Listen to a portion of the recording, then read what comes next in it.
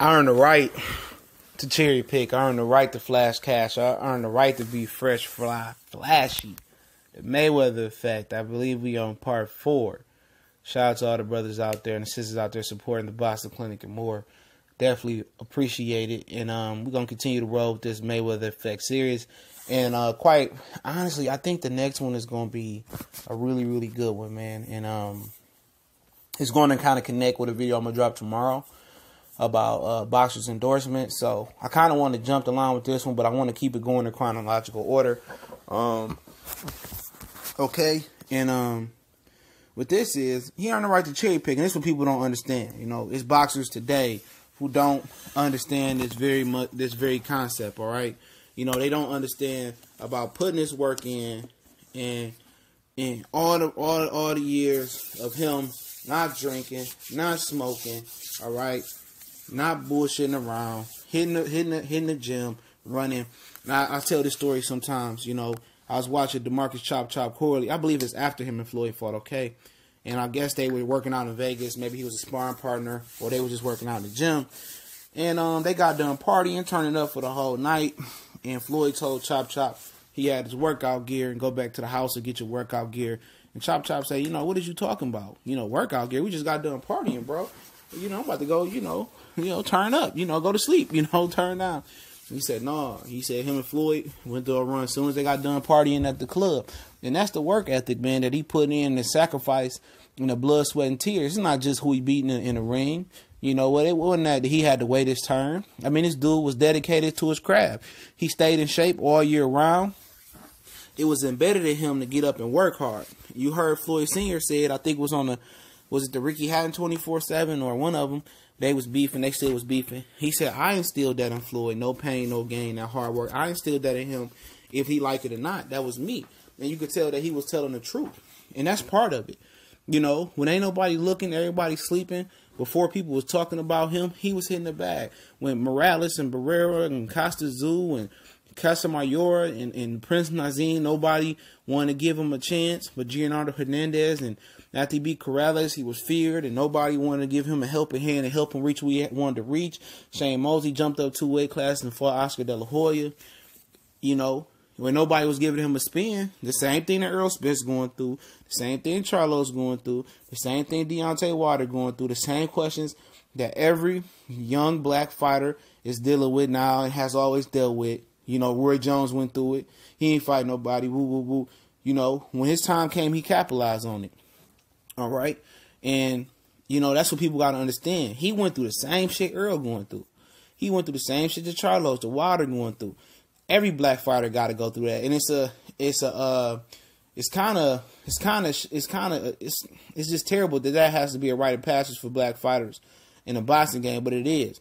You know, with all the questions that young fighters went through, he went through it. Was he going to be the next? People not young enough, not old enough to remember that.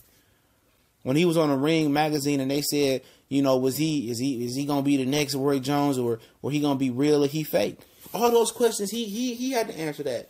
All the ridicule that Earl is going through, and and people won't give him a chance, and people ducking him, he went through all that. He remembered that. You know what? He not with the turn of the cheek shit that Martin Luther King with.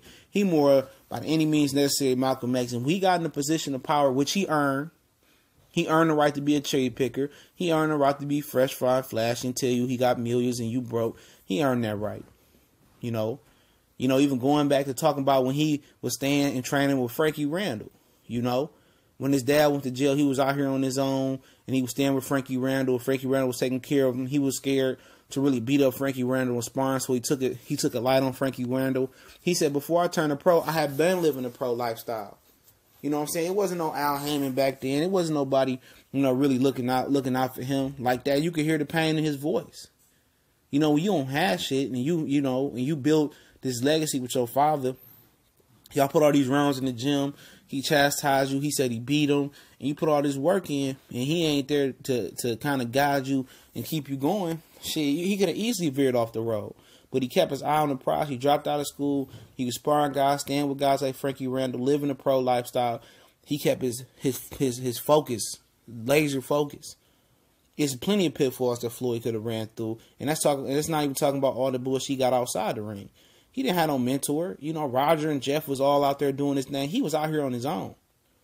You know, he could have easily fell off. You know, while Adrian Broner and them, they got Al, they got father figures, they got families. You know, who they got Floyd they can call, they got this guy they can call. He ain't had none of that.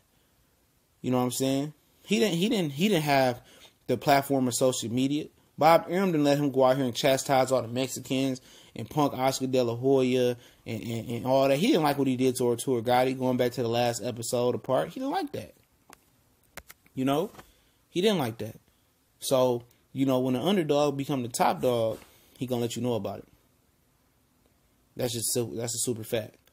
You know, when the underdog become the top dog, you know, you think he supposed to turn the other cheek and let dudes and help dudes, you know, better their career and dudes have. No, he going to control the sanctioned belt bodies. He going to control the board. Like no other black fighter got an opportunity to control the board in the lower weight classes. That's what he going to do. Now, Roy Jones didn't control the board like that. Bernard Hopkins didn't control the board like that. You know, Sugar Ray Leonard did, I will say that. He was one of the few. Marvin Hagler didn't control the board like that. Tommy Hearns didn't control it like that. Aaron Pryor didn't control it like that. Sugar Ray Robinson, he was, going back, he was a businessman, square biz. Very few of these fighters controlled the board. Well, none of them controlled the board like Floyd. Let's just be frank. None of them controlled the board like Floyd. He controlled the whole game. He fought on Mexican holidays. He fought what he wanted to fight, you know, but he earned the right. He went through the bullshit. You know? He continued to go through the bullshit. You know, he rose above it. He earned the right to be cherry picked. He earned the right to flash money. He earned that right. That's blood, sweat, tears. It wasn't given to him. You call him cherry picker all you want to. You know, it's like working in a union shop. You know, you got so much seniority, you're gonna get the easiest job. You're gonna get the first pick of the litter. You know, and that's bullshit at the end of the day. You know, you think he's supposed to go out here and give everybody opportunities that didn't give him opportunities. All of a sudden, you know, guys, oh, Floyd dug me and this and that. But you the same guy when I was coming up didn't give me an opportunity. I'm supposed to help you now? Fuck no. He did it better than anybody else did it. He had a game plan and did it better than anybody else did it. Period. Black, white, orange, red, whatever. He's the business model now, for better or for worse. And as we go home, we keep going on and doing these Mayweather effect episodes, there's gonna be some the bad side of it or the dark side of it, and the bad effects and the causing effects it had on boxing. Of course, that's gonna come. You know, there's gonna be a long series, and then we're gonna go to another fighter. We're gonna go to another series. We're gonna continue to keep it rolling. But like I say, man, you know, when people say he a cherry picker, you damn right, I earned the right to be a cherry picker. You know, I don't cherry pick and make 20 million, then 30, then 50, then hundreds and hundreds of $1 million. If I'm cherry picking shit, then, you know, why the fans ain't turn their back on me? Why am I continuing to get these big paydays? Why does these networks continue to fight over me? Why am I, you know, 3 or 4 top 5 most grossing pay-per-views all the time? Was it 3? If I'm cherry picking, why you keep paying to see me fight? Why you keep talking about me if I'm cherry picking? You know what I'm saying? We fought him when he was plenty fighters did that and worse. You know what I'm saying? They can continue to say whatever they want to say, but my success is not only measured by my dollar amount. My success is measured by my legacy in the ring and my brand outside the ring. My name gonna ring bells. When people say Ali, 60, 70 years later, people know who Ali is. When people say Mayweather, people gonna know who Mayweather is. Some other fighters, they might not so much. It was other fighters that had the same opportunities he had, like Bernard Hopkins, you know, Roy Jones. They didn't capitalize on that, and when they look at him, they are jealous. You know what I'm saying? He stepped out of his scope of support. He stepped out of himself, out of his norm, and he went for it. He tried something different. He wore the black hat. So the fuck what? It worked for him. He secured his family's legacy. You know, he changed people's lives. Can't hate on that, man. If I'm cherry picking, why am I so successful? Why am I keep grossing? You cherry pick McGregor, but everybody tuned in and watch it. He waited till Pacquiao get old, but everybody tuned in and watching. People still pick Manny Pacquiao. Come on. Tell me. Tell me why. Every time he fought, everybody watched. No matter if it was Guerrero, Madonna, whoever it may be. And he still fights out there for him. He could fight Broner and shut a lot of shit down. He could have fought Danny Garcia and shut a lot of shit down. He could fight Errol Spence and shut a lot of shit down. He could fight Sean Porter, shut a lot of shit down. You know what I'm saying?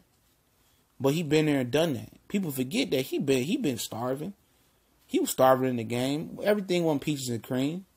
He didn't have a red carpet laid out there with a purple robe and a damn royal hat on. Wasn't him. He earned the right to cherry pick. He earned the right to show you he got stacks. He ain't Adrian Broner. He ain't have a toenail in the door and think that he had his whole body in the door and he made it. No. He ain't Gervonta Tank Davis and won a title with 2 and think that he made it. No. Floyd put work in. 7-weight class. Even when he beat Oscar, he wasn't feeling like he really made it. You know what I'm saying?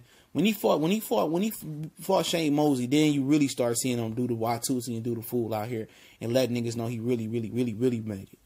You know what I'm saying? He put that work in, man. He earned the right to cherry pick. He earned the right to be fresh, fly, and flashy. He earned that right, and people got to know that. You know? All these dudes, you know, Shaba Mitchell he fought, you know, Chop Cordy, Zab Jula, Carlos Baldomir. Wasn't no easy fucking fights. Wasn't no easy fights. Arturo Gotti was an easy fight, but people still were picking on Arturo Gotti at the time. You know, he put the work in, and you can go back and nitpick somebody's resume, but guess what? A lot of you motherfuckers paid $70 to $100 to see this man fight. All right? But it's the Boxing Clinic and more, Mayweather Effect. Y'all know what it is. One time for the one time. Shout out to the whole LDBC, man. We're going to keep these Mayweather Effects rolling, man. Hopefully you guys like them. Tell you the next one is going to be a really good one. Man, I haven't even chopped it up yet, but shout out to my brother Cali, Enigma Sports Network, and Colossal Sports TV. Y'all go subscribe to them as well. Y'all know what it is. We